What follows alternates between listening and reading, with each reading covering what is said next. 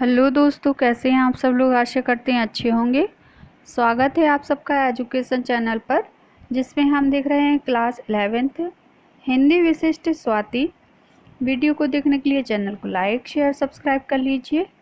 तो इस वीडियो के माध्यम से हम देखने जा रहे हैं क्लास 11th के चैप्टर भोला राम का जीव, इसके अभ्यासकार को।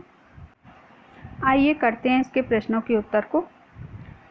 भोला राम का जीव पाठ का सारांश। यमदूत को किसने चकमा दिया था?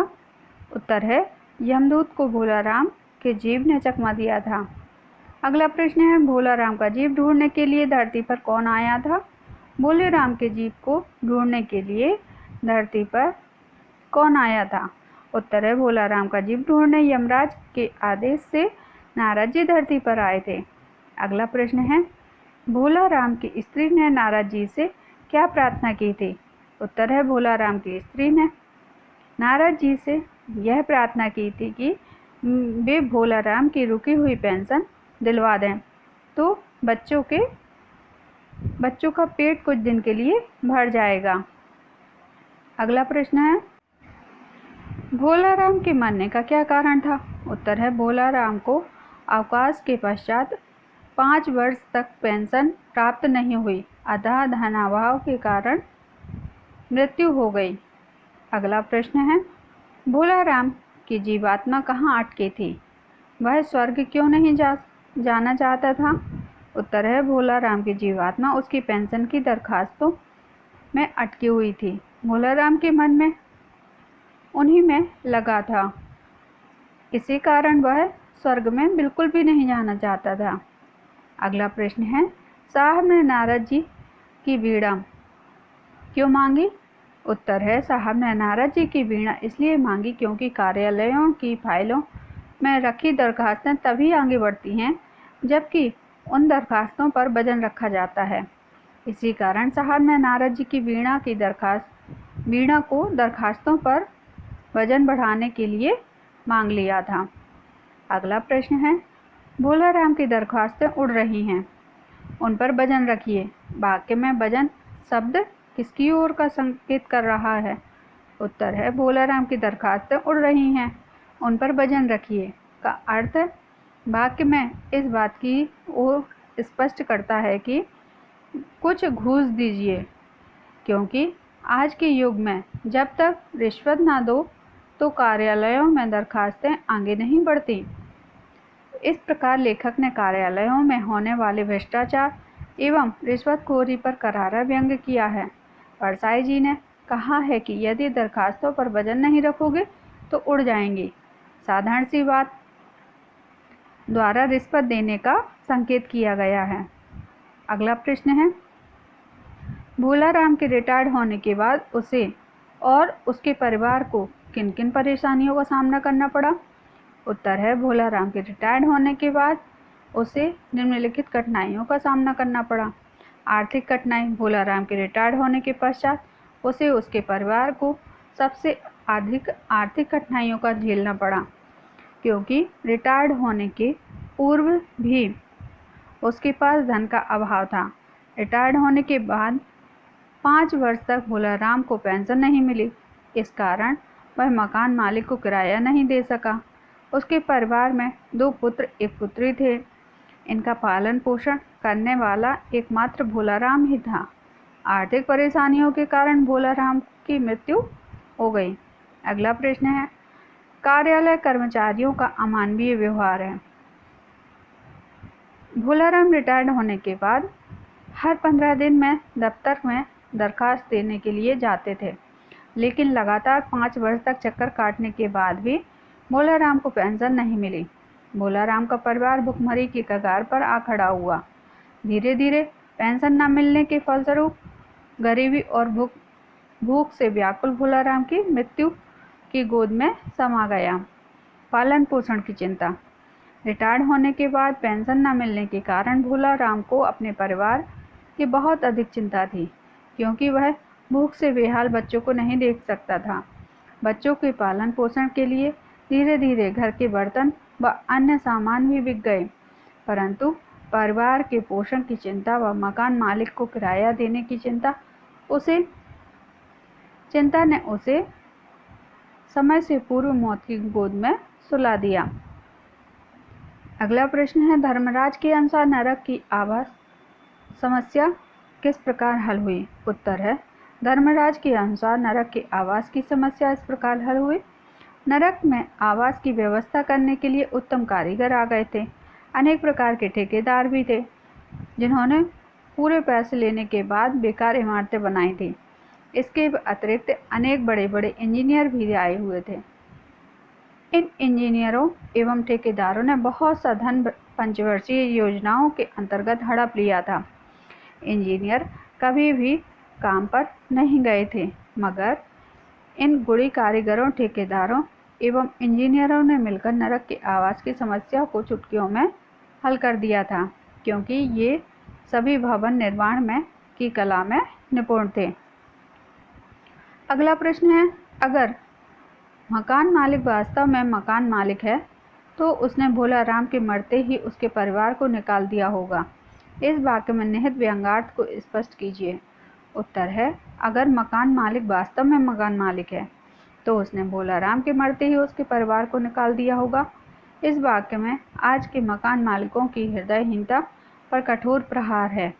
इस कहानी के माध्यम से लेखक ने यह बताने का प्रयास किया है कि किराएदार के पास भोजन के लिए रुपया हो अथवा ना हो, पर वह मरे अथवा जीवित रहे, मकान मालिक को तो केवल किराए से मतलब है। लेखक का अभिप्राय है कि जब तक मकान मालिक को आशा थी कि भोलाराम की पेंशन एक न एक दिन मिल जाएगी, तब तक उसने भोलाराम के परिवार को उसमें रहने दिया। लेकिन भोलाराम के मरते ही मकान मालिक के किराए के रुपए मिलने की उम्मीद समाप्त हो गई, अतः उसने उसके परिवार को घर से निकाल दिया। लेखक ने मकान मालिकों पर भी व्यंग्य किया है कि उन्हें केवल रुपयों से मतलब है। मकान मालिक स्वयं को शासक समझते हैं और किराएदारों का पर शासन करते हैं। समय पर मकान का किराया न मिलने पर उन्हें बाहर सामान फेंकवाने से भी नहीं चूकते। अगला प्रश्न है, साहब ने भोलाराम की पेंशन में देर होने की क्या वजह बताई? उत्तर है, छोटे बाबू ने भोलाराम की पेंशन देर होने का प्रमुख कारण भोलाराम ने अपनी दरखास्तों पर वजन नहीं रखा, अतः वह कहीं उड़ गई हैं। इसी कारण नारद जी सीधे बड़े साहब के पास पहुंचे। वहां पहुंचने पर बड़े साहब ने कहा, क्या आप दफ्तरों के रीति रिवाज नहीं जानते? असली गलती भोलाराम की थी। यह भी तो एक मंदिर है, अतः यहाँ भी दान पुण्य करना पड़ता है। लेकिन भोलाराम ने वजन नहीं रखा, अतः पेंशन मिलने में देर हो गई। लेखक ने इस कहानी के माध्यम से दफ्तरों के बाबू और साहब लोगों की मानसिक दशा का विवेचन किया है। परसाई जी ने यह बात बताने का प्रयास किया है कि बिना चढ़ावे के कोई भी कार्य नहीं होता है। अगला प्रश्न है, लेखक ने इस व्यंग्य के माध्यम से किन किन अवस्थाओं पर चोट की है? उत्तर है, लेखक ने अपने इस व्यंग्य के माध्यम से समाज में होने वाले भ्रष्टाचारों के विभिन्न पहलुओं पर प्रकाश डाला है। लेखक का कहना है कि आज चालाकी, झूठ, जालसाजी एवं रिश्वतखोरी पर का चारों ओर बोलबाला है। समाज का प्रत्येक श्रेणी का व्यक्ति इस रिश्वतखोरी एवं चालाकी के रोग से ग्रसित हैं। बिना इसके कोई काम भी नहीं होता। लेखक ने सबसे पहले कारीगरों, ठेकेदारों व इंजीनियरों पर व्यंग्य किया है। वे किस प्रकार रद्दी सामग्री का प्रयोग करके भवन निर्माण करते हैं, भवन निर्माण के लिए आए हुए रुपयों को किस प्रकार हड़प लेते हैं। इसके पश्चात सरकारी दफ्तरों की दुर्दशा का वर्णन किया है, जहां चपरासी से लेकर साहब तक सभी रिश्वत चाहिए। बिना रिश्वत के लिए किस प्रकार प्रार्थना पत्र हवा में उड़ जाते हैं, अर्थात कागजों पर कार्यवाही रुक जाती है। इस बात पर लेखक ने व्यंग्य किया है। रिश्वत और घूस लेने की बात को ना तो साहब खुलकर कहते हैं, ना ही चपरासी। रिश्वत लेने के साहब व चपरासियों के ऐसे सूक्ष्म संकेतात्मक शब्द हैं जो कि इस बात की को स्पष्ट कर देते हैं कि कर्मचारी का काम कैसे होगा। इस व्यंग्य में लेखक ने रिश्वत देने के लिए वजन शब्द का प्रयोग किया है। बिना वजन के कागज उड़ जाएंगे। इस प्रकार व्यंग्यपूर्ण शब्दों का प्रयोग किया गया है। सरकारी दफ्तरों में फैली अव्यवस्था, भ्रष्टाचार, घूसखोरी का वर्णन किया है। उन्होंने यह भी बताया है कि कर्मचारी अपने जीवन के बहुमूल्य क्षण सरकारी सेवा में लगाते हैं। उनको रिटायर्ड होने के बाद भी किस प्रकार पेंशन के लिए दफ्तर के चक्कर काटने पड़ते हैं। दफ्तरों के चक्कर काटने के उपरांत भी धन का चढ़ावा न चढ़ाने पर व्यक्ति को भूखे मरने की नौबत आ जाती है। इस प्रकार सरकारी दफ्तरों की दशा का ऐसा वर्णन किया है जो पाठकों के सम्मुख दफ्तर की अवस्था एवं अनियमितता का परिचायक है। लेखक ने मानव की आधुनिकता पर भी प्रहार किया है और बताया है कि आज के युग में कोई साधु संतों को भी नहीं पूछता है, वे साधुओं की अवहेलना करते हैं। परसाई जी ने समाज की कुसंगति मनोवृत्ति को उजागर किया है, कुत्सित मनोवृत्ति को उजागर किया है। सामाजिक विसंगतियों तथा मानसिक दुर्बलता, राजनीति व रिश्वतखोरी एवं लालफीताशाही पर तीखा व्यंग्य किया है। अगला प्रश्न, गद्यांशों की प्रसंग सहित व्याख्या कीजिए। पहला गद्यांश है, आप हैं वैरागी, करना पड़ता। इस गद्यांश को देखते हैं। प्रसंग है, उपयुक्त कथन पेंशन दफ्तर के साहब का नारद जी के प्रति है। वे उनके दान पुण्य के विषय में समझा रहे हैं। साहब नारद जी को पेंशन के कागजों पर वजन रखने के लिए कहते हैं। व्याख्या है, प्रस्तुत गद्यांश में नारद जी को पेंशन कार्यालय के साहब सरकारी कार्यालयों की गतिविधियों से परिचित करवा रहे हैं। जब नारद जी को साहब की बात समझ में नहीं आई तो उन्होंने कहा कि भोलाराम ने जो गलती की है वह आप न करें। यदि आप मेरा कहा मान लेंगे तो आपका कार्य पूर्ण हो जाएगा। आप इस कार्यालय को देवालय समझेंगे, तभी आपको सफलता मिलेगी। जिस प्रकार ईश्वर के संपर्क करने के लिए व्यक्ति को मंदिर के पुजारी के समक्ष दान दक्षिणा देनी पड़ती है, उसी प्रकार इस कार्यालय में भी आपको अधिकारी से सहयोग करने के लिए भोलाराम की दरखास्तों पर वजन रखना होगा, क्योंकि बिना वजन की दरखास्तें उड़ रही हैं। आपको यह बात मैं केवल इस कारण बता रहा हूँ कि आप भोलाराम के प्रियजन हैं। इसी कारण इन दरखास्तों पर वजन रख दे, जिससे कि भोलाराम के द्वारा की गई गलती सुधर जाए। इस प्रकार नारद जी से रिश्वत देने के लिए व्यंग में कहा गया है। अगली पंक्ति का संदर्भ प्रस्तुत गद्यांश हमारी पाठ्यपुस्तक भोलाराम के जीव नामक व्यंग से लिया गया। इसके लेखक सुप्रसिद्ध व्यंग्यकार हरिशंकर परसाई जी हैं। प्रसंग है, प्रस्तुत गद्यांश में बताया गया है कि भोलाराम की मृत्यु हुए 5 दिन हो गए, लेकिन वह अभी तक धर्मराज के पास नहीं पहुंचा। अतः धर्मदूत के प्रति क्रोध व्यक्त कर रहे थे। व्याख्या है, गद्यांश में भोलाराम के जीव के विषय में बताया है कि वह किस प्रकार यमदूतों को चकमा दे गया। धर्मराज ने क्रोधित होते हुए दूत से कहा, अरे बेवकूफ़, तू निरंतर कई वर्षों से जीवों को लाने का कार्य कर रहा है। इस कार्य को करते करते तू वृद्ध हो गया है, लेकिन तुझसे एक साधारण से वृद्ध व्यक्ति को नहीं लाया गया, और वह जीव तुझे धोखा देकर कहाँ लोप हो गया। दूत ने नतमस्तक होकर धर्मराज से कहा, महाराज, मैंने अपने कार्य में तनिक भी असावधानी नहीं की है। मैं प्रत्येक कार्य को भली प्रकार करता हूँ। इस कार्य को करने में मेरी आदत भी है। इस कार्य को करने की मेरी आदत भी है।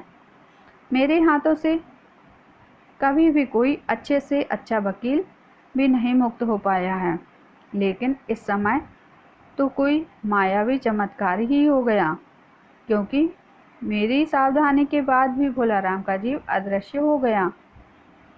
अगली पंक्तियों का भाव पल्लवन कीजिए। पहली पंक्ति है, साधुओं की बात कौन मानता है।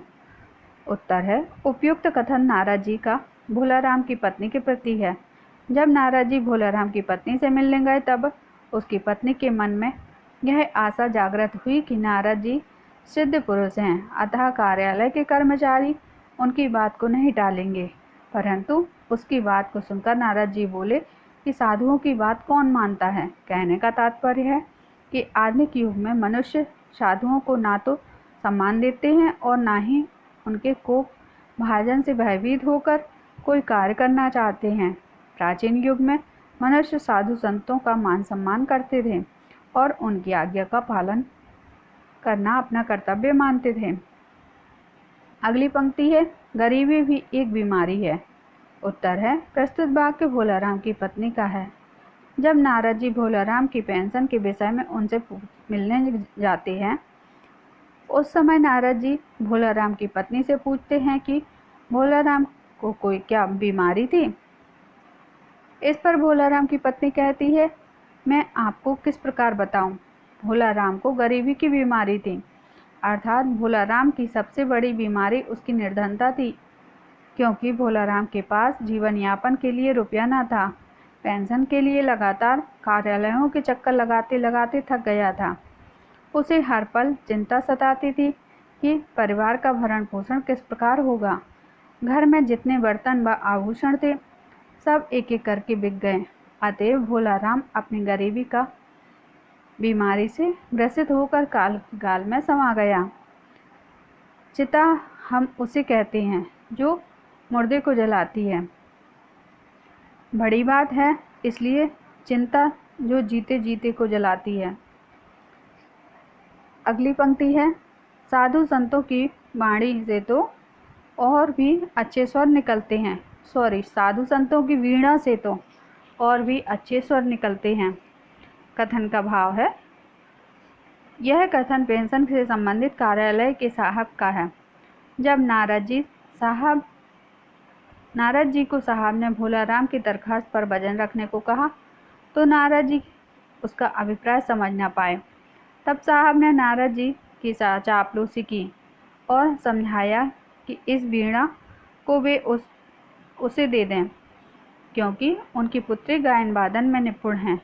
साहब ने साधु संतों की प्रशंसा भी की, जिससे नारद जी अपनी वीणा को साहब को दे दें। वीणा हथियाने के लिए ही साहब ने इस प्रकार नारद जी से कहा कि साधु संतों की वीणा का रखरखाव जानते हैं, इसके अतिरिक्त इसका प्रयोग उत्तम संगीत के लिए करते हैं। अतः इस वीणा के स्वर अच्छे होंगे। अच्छी संगति में वस्तु पर अच्छा प्रभाव पड़ता है। ऐसा लेखक ने साहब के माध्यम से कहलवाने का प्रयास किया है। अगला प्रश्न है निम्नलिखित शब्दों को मानक रूप में लिखिए। जैसे ओवरसियर, तो ओवरसियर कौन कहलाता है? निर्माण पर्यवेक्षक। गुमसुम, मौन, इनकम टैक्स, आयकर, हाजिर, उपस्थिति, दफ्तर, कार्यालय, आखिर, अंत, इमारत, भवन, बकाया, शेष, काफ़ी, अधिक, रिटायर्ड, सेवानिवृत्त। मुहावरों का वाक्य में प्रयोग कीजिए। चकमा देना। वाक्य में प्रयोग अपराधी पुलिस को चकमा देकर भाग गए। चंगुल से छूटना। रोहन का आतंकवादियों के चंगुल से छूटना आसान नहीं है। उड़ा देना। गुरुजनों की शिक्षा को हंसी में उड़ा देना उचित नहीं है। पैसा हड़पना। अपहरणकर्ता ने पैसा हड़पने के बाद भी व्यापारियों को मार डाला। वजन रखना। प्रत्येक विभाग के कर्मचारी वजन रखवा कर ही काम करना चाहते हैं। अगला प्रश्न है इस पाठ में योजक चिन्ह वाले विशेषण क्रिया विशेषण के दुरुक्ति शब्द को छांटकर लिखिए। जैसे योजक चिन्ह बार बार, अच्छे अच्छे, बड़े बड़े, टूटे फूटे, लाते लाते, घुलते घुलते, मरते मरते, देना लेना देना। अगला प्रश्न है वाक्यों को शुद्ध करके लिखिए। तो जैसे धोखा नहीं खाई थी आज तक मैंने। शुद्ध वाक्य होगा मैंने आज तक धोखा नहीं खाया था। अगला वाक्य है रास्ता में कट जाता है डिब्बे के डिब्बे मालगाड़ी के। उत्तर है मालगाड़ी के डिब्बे रास्ते में कट जाते हैं। आ गई उम्र तुम्हारी रिटायर्ड होने की। शुद्ध वाक्य है, तुम्हारी भी रिटायर्ड होने की उम्र आ गई है। अगला वाक्य है, फाइल लाओ केस की भोलाराम बड़े बाबू से। उत्तर है, बड़े बाबू से भोलाराम के केस की फाइल लाओ। अगला प्रश्न है, अनुच्छेद में पूर्ण विराम, निर्देशक चिन्ह, अवतरण आदि यथास्थान पर प्रयोग कीजिए। तो देख लीजिए आप उद्धरण को, और उद्धरण का प्रयोग हुआ है, कैसे करते हैं, सारे चिन्हों को आप लगा लीजिए। यहाँ इसके सारांश को आप पढ़ लीजिए। सारांश के बाद इस पाठ के शब्दार्थ दिए गए हैं, इनको देख लीजिए। अगला प्रश्न है, गद्यांशों की संदर्भ सहित व्याख्या करते हैं। गद्यांश को आप पढ़ लीजिए। संदर्भ है इसका, प्रस्तुत गद्यांश हमारी पाठ्यपुस्तक भोलाराम के जीव नामक व्यंग्य से लिया गया है। इसके लेखक सुप्रसिद्ध व्यंग्यकार हरिशंकर परसाई जी हैं। प्रसंग है, प्रस्तुत गद्यांश में बताया है कि भोलाराम की मृत्यु हुए 5 दिन हो गए, लेकिन वह अभी तक धर्मराज के पास नहीं पहुंचा, अतः धर्मराज दूत के प्रति क्रोध व्यक्त कर रहे हैं। व्याख्या है, गद्यांश में भोलाराम के जीव के विषय में बताया है कि वह किस प्रकार यमदूतों को चकमा दे गया। धर्मराज ने क्रोधित होते हुए दूत से कहा, अरे बेवकूफ, तू निरंतर कई वर्षों से जीवों को लाने का कार्य कर रहा है। इस कार्य के करते करते तू वृद्ध हो गया है, लेकिन तुझसे एक साधारण से वृद्ध व्यक्ति को नहीं लाया गया, और वह जीव तुझे धोखा देकर कहाँ लोप हो गया। दूत ने नतमस्तक होकर महाराज धर्मराज से कहा, महाराज, मैंने अपने कार्य को करने में तनिक भी असावधानी नहीं की थी। मैं प्रत्येक कार्य को भली प्रकार से करता हूँ। इस कार्य को करने में की मेरी आदत भी है। मेरे हाथों से कभी भी अच्छे से अच्छा वकील भी नहीं मुक्त हो पाया, लेकिन इस समय तो कोई मायावी चमत्कार ही हो गया, क्योंकि मेरी सावधानी के बाद भी भोलाराम का जीव अदृश्य हो गया। विशेष है, शैली व्यंग्यपूर्ण है, भाषा सरल सहज है। लेखक ने धर्मराज के क्रियाकलापों का परिचय दिया है। अगली पंक्तियों को आप पढ़ लीजिए। संदर्भ पूर्वानुसार है। प्रसंग है, प्रस्तुत गद्यांश में लेखक ने धर्मराज के चिंता के बारे में बताया है कि भोलाराम का जीव मृत्यु के उपरांत कहीं भी नहीं मिला। व्याख्या है, प्रस्तुत गद्यांश में बताया कि धर्मराज की नरक आवास की चिंता तो समाप्त हो गई थी, क्योंकि धर्मराज ने उस समस्या का समाधान योग्य कारीगर व इंजीनियरों द्वारा करवा लिया था। लेकिन अब धर्मराज के सम्मुख एक विकराल समस्या उत्पन्न हो गई थी। यमदूत के पास भोलाराम का जीव निकलकर गायब हो गया। उसने संपूर्ण ब्रह्मांड में खोज लिया, लेकिन वह नहीं मिला।